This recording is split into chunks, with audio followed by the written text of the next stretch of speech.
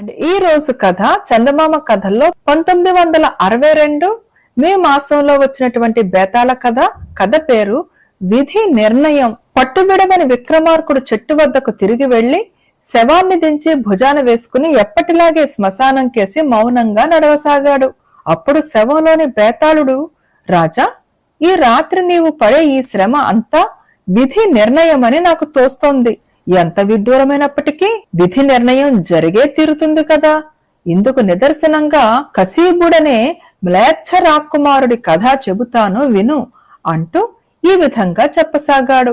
పూర్వం సముద్ర తీరాన ఒక మ్లేచ్ఛ రాజ్యం ఉండేది. దానికి కశీబుడు అనేవాడు రాజయ్యాడు. అతను యువకుడు. సముద్రయానం అంటే అతనికి చాలా ప్రీతి. సముద్రంలో అనేక దీవులు అతని పరిపాలన కింద ఉండేవి. దీవులన్నీ చుట్టబెట్టి రావాలన్న కోరిక కలిగింది. అందుకు గాను 10 నౌకలను ఆయత్తం చేయించాడు. నెల రోజులకు సరిపడే ఆహార పదార్థాలు వగేరా వాటిలో నింపాడు. నౌకలు కదిలాయి. 20 రోజుల పాటు సముద్రయానం నిర్విఘ్నంగా కొనసాగింది. ఆ తరువాత ఒక రాత్రి ప్రళయమైన జంఝామారుతం ప్రారంభమై తెల్లవారేదాకా వీచింది. ఈ గాలి సమసిపోయి తెల్లవారేసరికి నౌకలు ఒక అపరిచితమైన దీవిని చేరుకున్నాయి. ప్రయాణికులు అక్కడ దిగి భోజనాలు చేసి తిరిగి ప్రయాణించారు. కాని వారికి ఎటు వెళ్లాలో తెలియలేదు. 20 రోజులు దిక్కు తెలియకుండా ప్రయాణించాక వారు గొప్ప ప్రమాదానికి గురి అయ్యారు. వారి నౌకలు అయస్కాంత పర్వతం గల దీవికి సమీపంగా వచ్చాయి.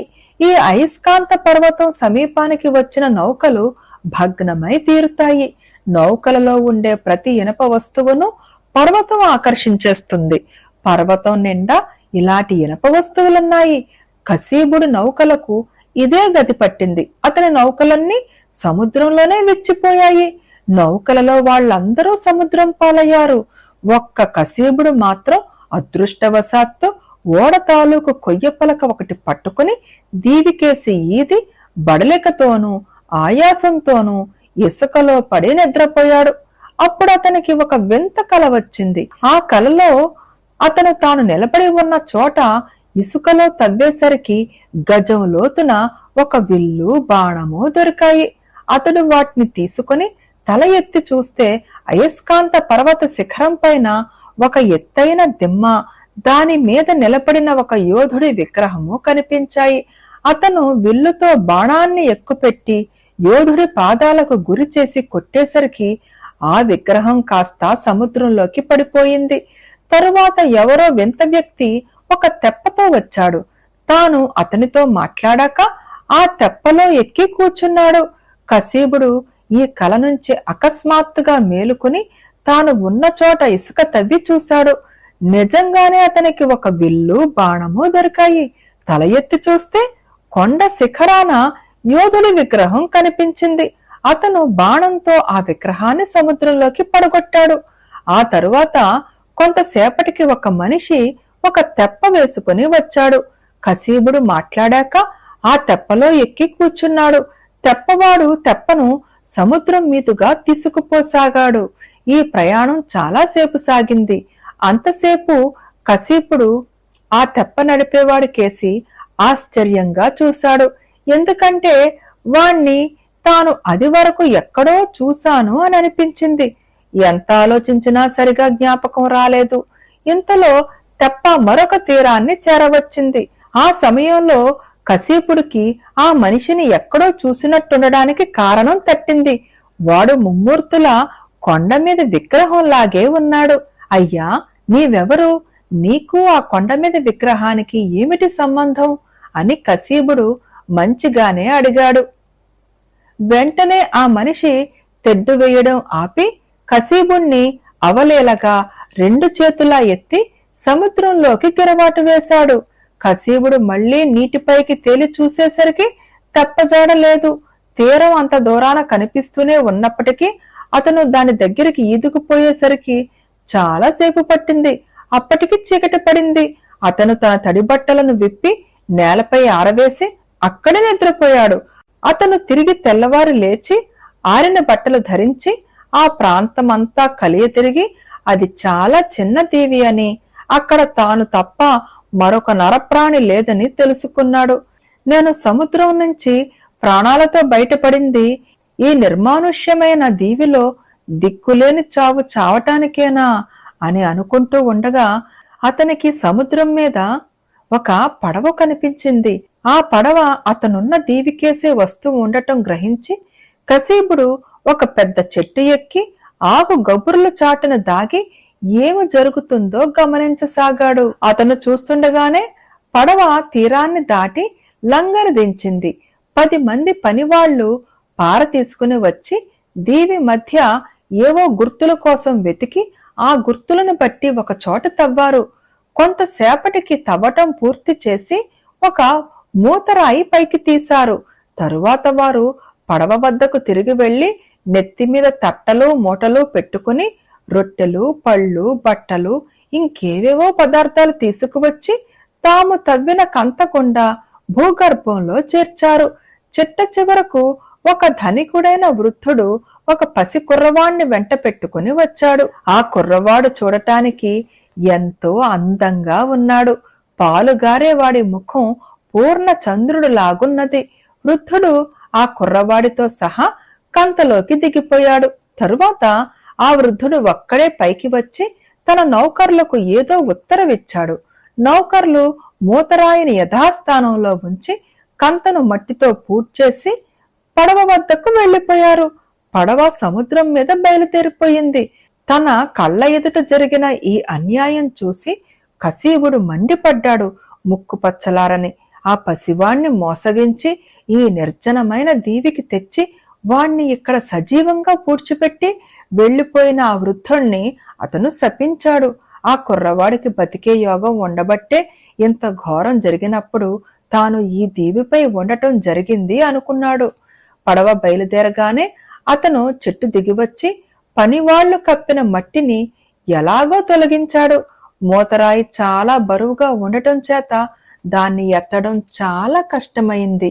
అయినప్పటికీ లోపల సమాధి అయిన కుర్రవాడిపై జాలి కొద్దీ కసీబుడు లేని శక్తి తెచ్చుకుని ఆ రాయి ఎత్తాడు. దాని అడుగున అతను ఊహించినట్టే ఒక మాళిగ ఉన్నది.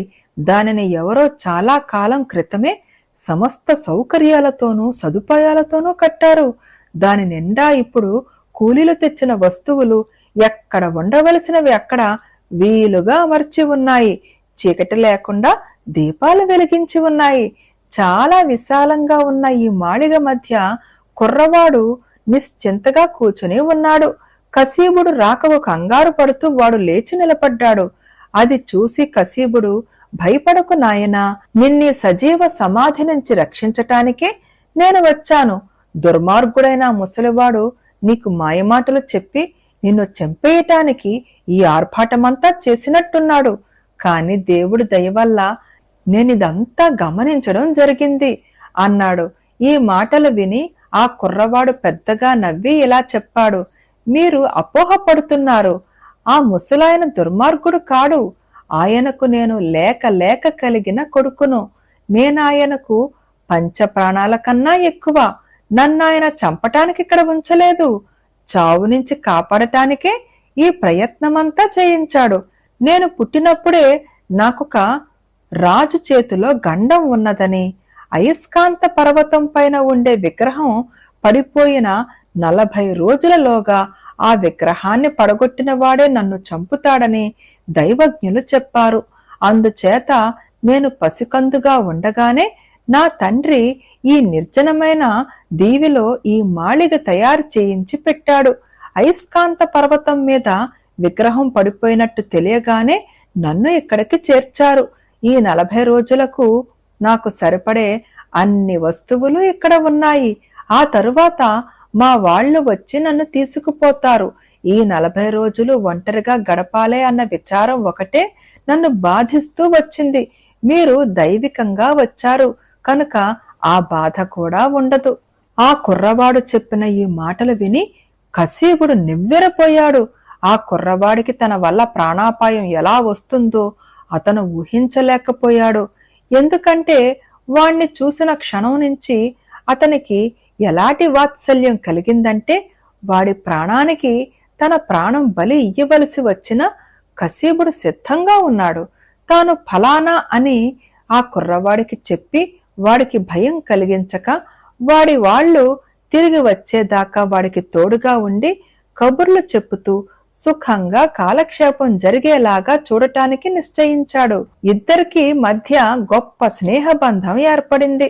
ఆ మాళిగలో రకరకాల ఆహార పదార్థాలు, మిఠాయిలు, పళ్ళు ఉన్నాయి. కబుర్లు చెప్పుకుంటూ, ఆకలి వేసినప్పుడు తింటూ, నిద్ర వచ్చినప్పుడు నిద్రపోతూ వారు 40 రోజులు సుఖంగా వెళ్ళబుచ్చారు.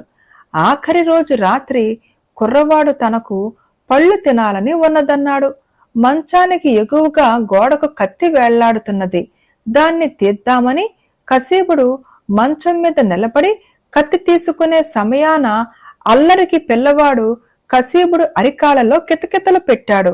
ఆ కితకితలు భరించలేక కశీబుడు పడిపోయాడు.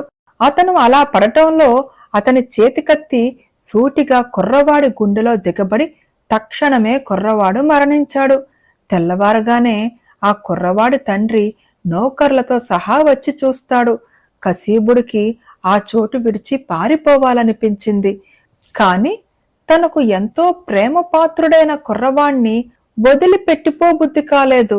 తెల్లవార్లు కుర్రవాడి శవం పైన పడి ఏడ్చి చివరకు ఈ మాళిగ నుంచి పైకి వచ్చి రాతి మూత యథాస్థానంలో ఉంచి మట్టి కప్పి మళ్లీ వెళ్లి చెట్టు చాటున దాక్కుని కుర్రవాడి శవాన్ని వాళ్ళు తీసుకుపోయాక తాను ఏదో విధంగా ఆ దీవి నుంచి దాటిపోయాడు. బేతాళుడి కథ చెప్పి, రాజా, కశీబుడు ఆ కుర్రవాడు తనకున్న ప్రాణగండం గురించి చెప్పినాక అక్కడి నుంచి తాను ఎందుకు వెళ్ళిపోలేదు? దైవజ్ఞులు చెప్పే జోస్యంలో నమ్మకం లేకనా, వాడిపై ప్రేమ చేతనా, లేక తాను వెళ్ళిపోతే వాడికి తన నుంచి చావు రాదేమో అనా? ఈ సందేహానికి సమాధానం తెలిసి కూడా చెప్పకపోయావో నీ తల పగిలిపోతుంది అన్నాడు. దానికి విక్రమార్కుడు, మనిషికి ఎన్ని విశ్వాసాలున్నప్పటికీ అవి ఆత్మవిశ్వాసంతో సమం కావు. కశీబుడికి మొదట ఆ కుర్రవాణ్ణి చూసినప్పుడు జాలి కలిగింది. అది అతడితో మాట్లాడినాక వాత్సల్యంగా మారింది.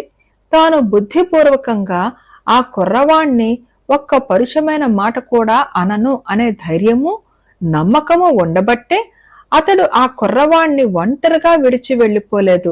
తాను ఉండిపోవడం వల్ల ఆ కుర్రవాడికి చాలా ఆనందం చేకూర్చాడు. అతను వెళ్లిపోకపోవటంలో తప్పేమీ లేదు. ఎవడైనా విధివశాన తాను దుర్మార్గుడైపోతాడంటే చింతించాలి కాని అనుకోకుండా తన చేత విధి చెడ్డ పని చెయ్యిస్తే అందుకు చింతించనవసరం లేదు అన్నాడు. రాజుకు ఈ విధంగా మౌనభంగం కలగగానే బేతాళుడు శవంతో సహా మాయమై మళ్లీ చెట్టెక్కాడు.